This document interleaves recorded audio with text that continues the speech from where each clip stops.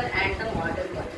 So before starting, I must tell you one question that when you see around you, in your home, in your schools, on the roads, you will see many proofs of print. As on road you can see hoardings, and in bookshops you can see magazine.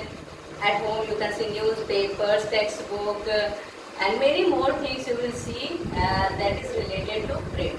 Without print, we just cannot imagine today's world and our life also. From the morning till evening or till night, we are moving with print. So, do you know there is a history of print? You must have not think about. You have never thought about. It can be history because we are very familiar with print things. So we never think about history of print. So now I am going to today teach you about history of print. And the history of print starts from Southeast Asia. So let us start the chapter. We will move to Southeast Asia, then after Europe, and then we will come to our country India about reading the history of print. So first I am going to start from China. The earliest kind of print technology developed in China. सबसे पहले China में ही print technology develop हुई, लेकिन technology develop होने से पहले भी लोग प्रिंट करते थे चाइना में, जो कि हैंड प्रिंटिंग कह सकते हैं हम लोग, हाथ से प्रिंट करना. तो हैंड प्रिंटिंग का भी डेवलपमेंट या स्टार्टिंग है, not development, starting it was started in China at first. तो हैंड प्रिंटिंग जो चाइना में स्टार्ट हुई, उसके बाद जो टेक्नोलॉजी वहाँ पे डेवलप की 594 AD onwards. 594 AD onwards in China, the print technology was first print technology was started. That was named as wood block printing. अब यहाँ पे आपको समझना है कि वुड ब्लॉक प्रिंटिंग है क्या. तो वुड ब्लॉक प्रिंटिंग बहुत ही सिंपल है. इसमें क्या करते थे कि एक पेपर ले लेते थे और वुड ब्लॉक के ऊपर कलर लगा के, कलर क्या कहेंगे, इंक लगा करके उसके ऊपर पेपर को रख कर हाथ से उसको ऊपर से रब करते थे. तो रब करने से क्या होता था, तो वुड ब्लॉक से प्रिंटिंग कैसे होती थी, वुड ब्लॉक पे कटिंग कर देते थे. जो भी टेक्स्ट प्रिंट करना होता है, वैसे वुड ब्लॉक पे क्या करते थे, उसको ड्रॉ करके उसको कटिंग कर देते थे. उसके बाद उसमें इंक भर देते थे, उसके ऊपर पेपर रख के उसको ऐसे ऐसे प्रेस कर देते थे. तो पेपर के एक तरफ वो जो भी टेक्स्ट है, जो वुड ब्लॉक कटिंग है, वो प्रिंट हो जाता था. तो यही प्रोसेस था, या यही हैंड प्रिंटिंग टेक्नोलॉजी जो फर्स्ट टेक्नोलॉजी थी वो स्टार्ट की थी चाइना में, और यही बाद में मूव करती है यूरोप में.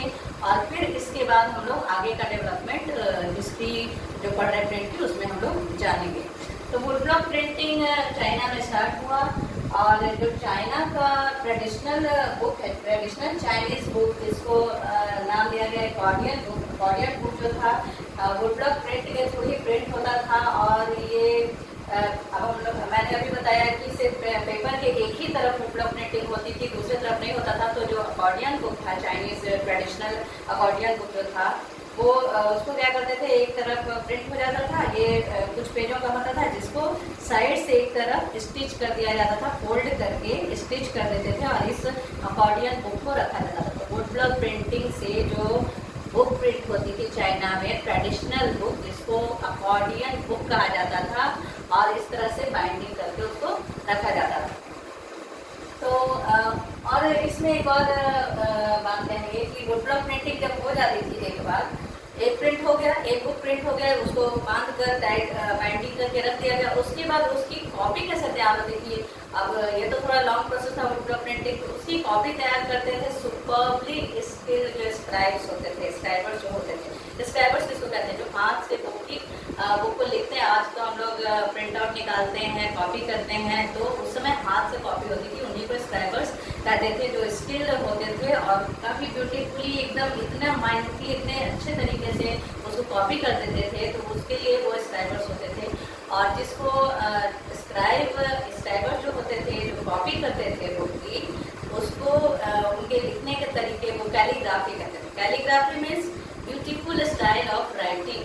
वो कैलीग्राफी के थ्रू वो क्या करते थे, स्क्राइबर्स बुक को कॉपी करते थे चाइना में. फिर एक और इम्पॉर्टेंट पॉइंट है चाइना प्रिंटिंग में imperial state, Chinese imperial state जो था वो जो था मेजर प्रोड्यूसर था वुड ब्लॉक प्रिंटिंग का, या कह सकते हैं प्रिंट का प्रोड्यूसर था, क्योंकि जो इम्पीरियल स्टेट था वो वैकेंसी निकालता था सिविल सर्विसेज एग्जामिनेशन के लिए। तो जब वैकेंसी निकलती थी तो वैकेंसी में अप्लाई करने के लिए एग्जामिनर्स होते हैं, तो एग्जामिनर्स को पढ़ने के लिए बुक चाहिए होता था। तो उस जिस तरह से वैकेंसी निकलती थी उस तरह से बुक भी प्रिंट करवाते थे इम्पीरियल स्टेट वाले, क्योंकि वो मेजर प्रोड्यूसर थे। और धीरे धीरे एग्जामिनर्स की संख्या बढ़ने लगी। 15th सेंचुरी तक आते आते एग्जामिनर्स की संख्या काफ़ी बढ़ गई, तो बुक की भी डिमांड बढ़ गई। तो ये जो इम्पीरियल स्टेट थे ये क्या करते थे, स्पॉन्सर करते थे, पैसे लगाते थे और बुक प्रिंट करवाते थे, और ये बुक हाथों हाथ चाइना में बिक जाता था। लेकिन जैसे जैसे बुक की डिमांड बढ़ने लगी तो प्रिंट की टेक्नोलॉजी में थोड़ा सा इम्प्रूवमेंट भी होना चाहिए था, क्योंकि अभी तक तो इसको हैंड प्रिंटिंग ही कहेंगे, वुड ब्लॉक के हेल्प से एक प्रिंट कर लिया जाता था, उसके बाद जो स्क्राइबर्स थे उसकी कॉपी करते थे। तो 17th सेंचुरी आते आते चाइना में अर्बन कल्चर जो था काफ़ी रूट कर गया, मीन्स काफ़ी अर्बन कल्चर में लोग ढलने लगे 17th सेंचुरी तक आते आते। अब जो सिर्फ सिविल सर्विसेज के लिए पढ़ने की प्रिंट की जरूरत नहीं थी, अब प्रिंट का दायरा बढ़ गया, क्योंकि लोग रीडर्स बढ़ गए थे। जो लीजर पीरियड का काम हो गया, पढ़ाई करना, खाली समय में जो रिच लोग होते थे उनकी औरतों को काफ़ी खाली समय होता था, तो वो पोएट्री प्रोज वगैरह लिखती थी और पब्लिश भी करवाने लगी वो, क्योंकि रिच थी, उनके पास पैसे थे, रिच थे तो उनके पास पैसे थे तो वो पब्लिश करवा लेते थे। और रीडर्स भी काफ़ी बढ़ गए, जिसमें बहुत तरह की बुक्स पढ़ते थे, प्रोज, पोएट्री या फिर ऑटोबायोग्राफी भी लिखी जाने लगी, तो रीडर्स बढ़ रहे थे अर्बन कल्चर बढ़ने की वजह से। तो इस तरह से चाइना में न्यू रीडिंग कल्चर का इम्प्रूवमेंट हुआ, और साथ ही न्यू टेक्नोलॉजी का वुड ब्लॉक प्रिंटिंग जो थी वो काफ़ी यूज होने लगा चाइना में, और काफ़ी बुक्स प्रिंट होने लगे। वेस्टर्न प्रिंटिंग टेक्नोलॉजी आई, अब रीडिंग कल्चर होने से बुक का डिमांड बढ़ गया मार्केट में, तो अब हैंड प्रिंटिंग से काम चलता नहीं था, तो न्यू टेक्नोलॉजी की ज़रूरत पड़ी। तो अब चाइना में जो थे वेस्टर्न कंट्रीज जो थे उन्होंने अपने आउटपुट्स तैयार किए, यानी कि ट्रेड होता था वेस्टर्न कंट्रीज के साथ चाइना का, तो इसलिए वेस्टर्न कंट्रीज ने हेल्प किया इनको, प्रिंट में भी उनको हेल्प हुआ। तो चाइना ने वेस्टर्न टेक्नोलॉजी को इम्पोर्ट किया चाइना में, और जो मैकेनिकल मशीन्स जो होते थे प्रिंटिंग मशीन्स उसको भी इम्पोर्ट करवाया, और उसके बाद प्रिंटिंग का काम चाइना में होने लगा। तो इस तरह से कह सकते हैं कि हैंड प्रिंटिंग से शिफ्टिंग हो गई मैकेनिकल प्रिंटिंग की तरफ चाइना में, और किसके हेल्प से, वेस्टर्न कंट्रीज के हेल्प से। तो this is the topic about China and it is I am going to end here, then after I am going to start print in Japan. Next topic जो है हमारा chapter का 1.1 वो है print in Japan. तो पहले तो China में हुआ प्रिंट शुरू, तो वहाँ से फिर बुद्धिस्ट मिशनरी जो थे चाइना के, उन लोगों ने इंट्रोड्यूस किया था हैंड प्रिंटिंग टेक्नोलॉजी जापान में। और तब around 768 to 770 they introduce hand printing technology in Japan. It was introduced by Buddhist missionary from China. The oldest Japanese book printed in 868 AD, ये बहुत इंपॉर्टेंट पॉइंट है और इससे क्वेश्चन जरूर आता है। दोस्तों आप लोग याद रखेंगे सबसे पुराना जो जापानीज बुक है जो प्रिंट हुआ 868 AD में, और जिसका नाम है बुद्धिस्ट डायमंड सूत्र। बुद्धिस्ट डायमंड सूत्र, इसमें 6 शीट्स थे, 6 शीट्स थे जो काफ़ी मोटे मोटे थे, जिसपे प्रिंट किया उपरोक्त प्रिंटिंग की हुई थी, और इसका नाम था बुद्धिस्ट डायमंड सूत्र, जो कि प्रिंट हुआ था 868 AD में। उसके बाद जापान के बारे में, जापान में पिक्चर्स प्रिंट होते थे टेक्सटाइल्स पर, प्लेइंग कार्ड्स पर, पेपर मनी पर, बहुत सारे प्रिंटिंग का काम होता था। जापान में लोग रीडर्स थे, और वहाँ पे बहुत ही अबंडेंट में, यानी बहुत बड़ी संख्या में और चीप पेपर्स पे, चीप मटेरियल्स पे प्रिंटिंग होती थी, और इसलिए काफ़ी डिमांड भी थी। और वहाँ पे जो लाइब्रेरीज थे, बुक स्टॉल्स थे, बुक से भरे हुए थे, वहाँ पे रीडर्स थे। पिक्चर्स जो थे जापान में प्रिंट होते थे टेक्सटाइल्स पर, प्लेइंग कार्ड्स पर, जैसा भी बताया, पेपर मनी पर। मेडिवल जापान की बात करेंगे, मेडिवल जापान में यानी मेडिवल पीरियड आते आते जापान में काफ़ी पोएम्स, प्रोज, पोएट्रीज लिखी जाने लगी। बहुत सारे डिफरेंट सब्जेक्ट पे बुक्स छपती थी, जैसे बुक्स ऑन वुमेन, आर्किटेक्चर या एटिकेट्स मीन्स मैनर्स सिखाने वाले बुक्स, या रेसिपीज, फूड से रिलेटेड, कुकिंग से रिलेटेड रेसिपीज़ की बुक्स।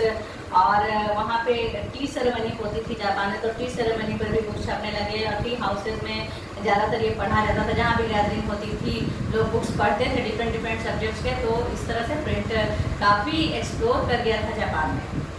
नाउ वी विल, हाँ एक बात और, जापान में जो अर्बन कल्चर काफ़ी ज़्यादा फ्लोरिश किया था ईडो में, जिसको आज हम लोग टोक्यो के नाम से जानते हैं। तो ईडो जो था अर्बन कल्चर का एक सेंटर था जो जापान में, वहाँ पे भी बुक्स काफ़ी पढ़ा जाता था। वहाँ पे लाइब्रेरीज में, बुक स्टॉल्स में बुक भरे रहते थे और डिफरेंट सब्जेक्ट्स के बुक्स होते थे जो अभी पता है। तो इस तरह से ईडो का भी नाम है। और ईडो में ही एक प्रिंटिंग का टेक्निक था उकियो। उकियो प्रिंटिंग जो थी वुड ब्लॉक प्रिंटिंग ही थी सिंपल वे में। तो इसमें क्या किया जाता था कि वुड ब्लॉक पहले एक पेपर पे आउटलाइन तैयार कर लिया जाता था, सोच लिया जाता था कि सब्जेक्ट क्या है प्रिंटिंग का, और पेपर पे आउटलाइन तैयार कर लेते थे। उसके बाद उस पेपर को वुड ब्लॉक पे पेस्ट कर देते थे और उसके बाद वुड ब्लॉक पे कटिंग करते थे। तो जो ओरिजिनल आउटलाइन जो होता था वो डिस्ट्रॉय हो जाता था, और वुड ब्लॉक पे मेन जो होता था वो डिज़ाइन हुआ या प्रिंटिंग का जो भी मैटर हुआ वो उस पर कार्व कर लिया गया। और उसके बाद वुड ब्लॉक प्रिंटिंग जैसे की जाती थी वैसे ही प्रिंट होता था, जिसको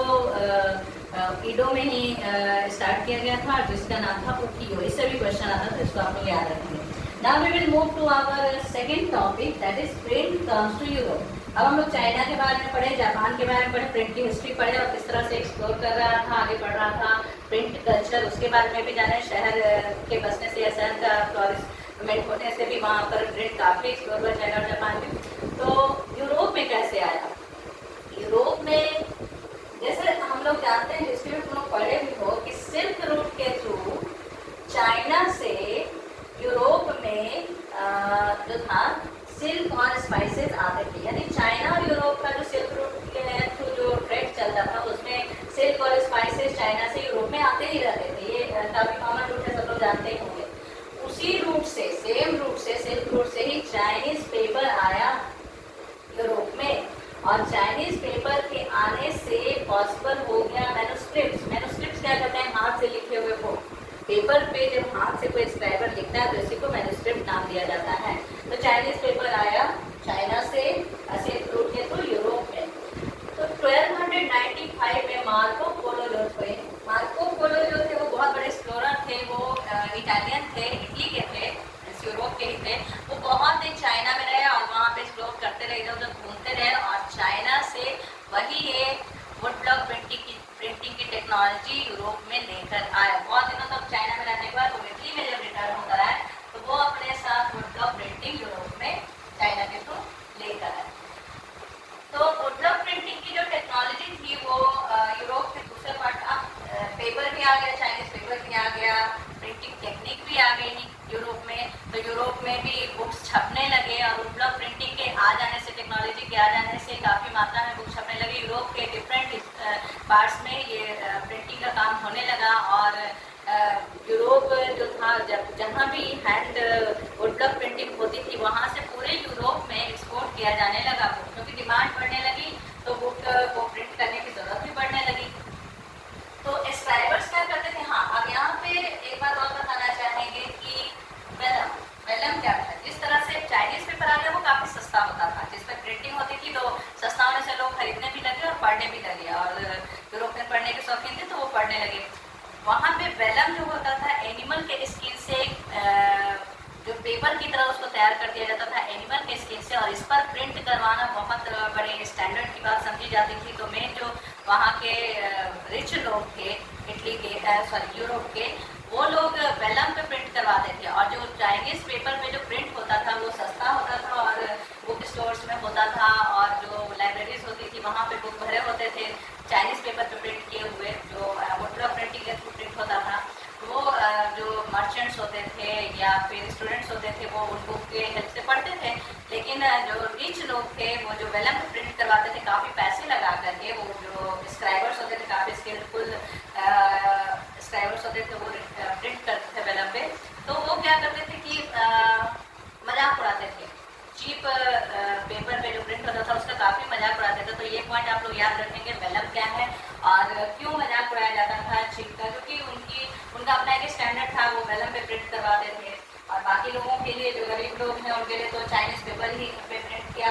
था इस्तेमाल करने की चीज़। तो ये स्क्राइबर्स जो थे, लेकिन एक बात और यहाँ पे बताना चाहेंगे कि स्क्राइबर्स जो थे वो हैंड प्रिंटिंग के थ्रू बुक प्रिंट करते थे यूरोप में। फिर वुडब्लॉक प्रिंटिंग की टेक्नोलॉजी जो आ गई तो प्रिंट का डिमांड, काफ़ी बुक्स प्रिंट होने लगे, नंबर्स ऑफ बुक्स अब ज़्यादा प्रिंट होते थे कम समय में। स्क्राइबर जो बुक प्रिंट करते थे, जो हैंड प्रिंटिंग के थ्रू पहले बुक प्रिंट होता था, वो काफ़ी क्या कहेंगे फ्रेगाइल होता था, वो जल्दी ख़राब हो सकता था, उसको ये हैंडल करना भी उतना इजी नहीं था, एक जगह से दूसरी जगह ले जाना वो काफ़ी भारी भरकम होता था, तो ये भी थोड़ा मुश्किल होता था। तो इसीलिए धीरे धीरे यूरोप में क्या हुआ कि इटली में तो मार्को पोलो ने वो लाए वुडब्लॉक प्रिंटिंग की टेक्नोलॉजी, वहाँ से फिर धीरे धीरे एक्सप्लोर हो रहा था पूरे यूरोप में। तो मेन जो वो काफ़ी फ्रेगाइल होता था हैंड प्रिंटिंग मटेरियल, इसलिए वुडब्लॉक प्रिंटिंग के तरफ लोगों का अट्रैक्शन काफ़ी बढ़ा। और जो मेन बुक सेलर्स थे वो अब क्या करते थे, पहले तो रिच लोग वेलम पे प्रिंट करवाते थे स्क्राइबर से, अब बुक सेलर्स क्या करते थे, वुडब्लॉक प्रिंटिंग करवाने के लिए काफ़ी स्क्राइबर्स को अपॉइंट कर देते थे। एक बुक पे कम से कम 50 से ज़्यादा स्क्राइबर्स होते थे, इतनी ज़्यादा बुक की डिमांड थी और इतना बुक सेलर्स पे प्रिंट करवाने लगे और वो अच्छे खासे पैसे भी देते थे स्क्राइबर्स को।